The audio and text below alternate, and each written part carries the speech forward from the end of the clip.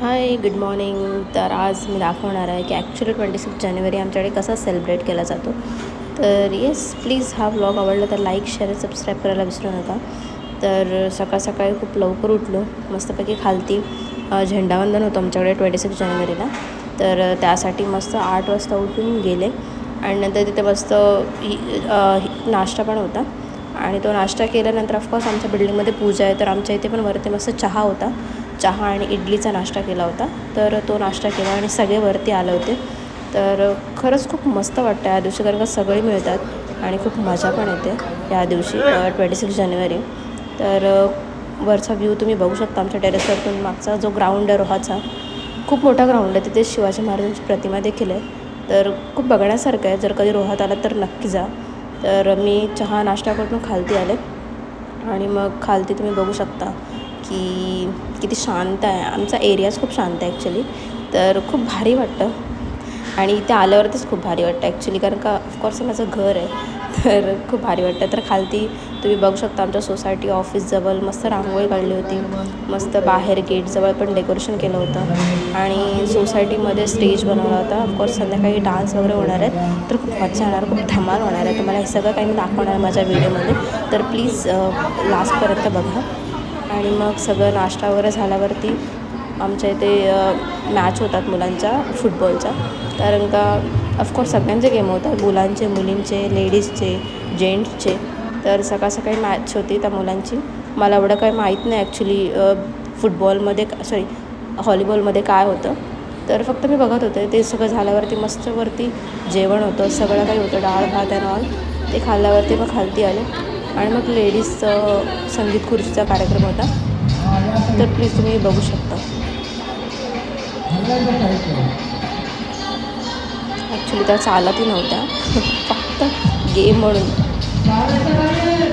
प्रत्येकाला जिंकायची इच्छा असते ऑफकोर्स. आणि ते झाल्यानंतर आम्ही थोडा रेस्ट केला आणि मग संध्याकाळी बक्षीस समारंभ होता. तर मलाही सेकंड प्राईज मिळालं होतं. तर ॲक्च्युली मी खूप खुश होती. आणि ते झाल्यानंतर आमच्या इथे पाहुणे आले होते, प्रमुख पाहुणे.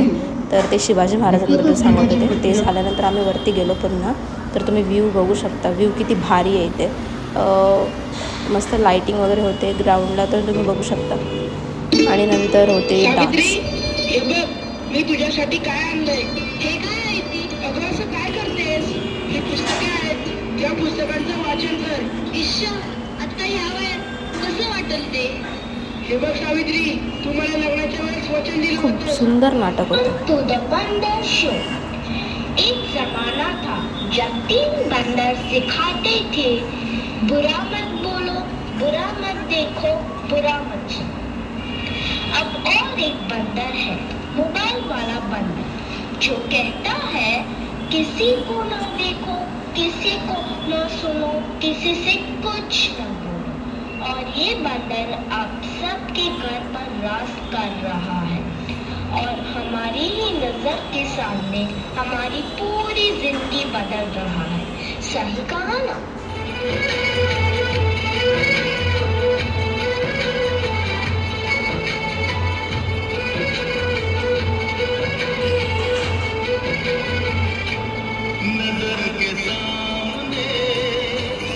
ही कन्सेप्टच खूप भारी होती मोबाईलची.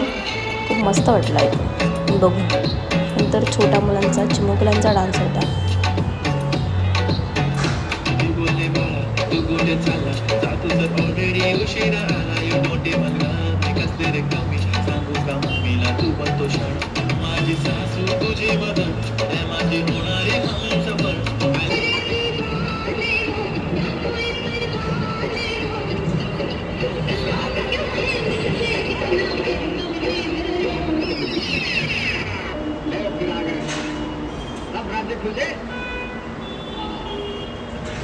क्या लगता था कि नहीं लौटेंगे? गलत. जब तक तोड़ेंगे नहीं तब तक छोड़ेंगे. आंखें खुली हो या बंद, दीदार से क्या होता है? कैसे कहूँ मैं ओ यारा, ये प्यार कैसे होता है?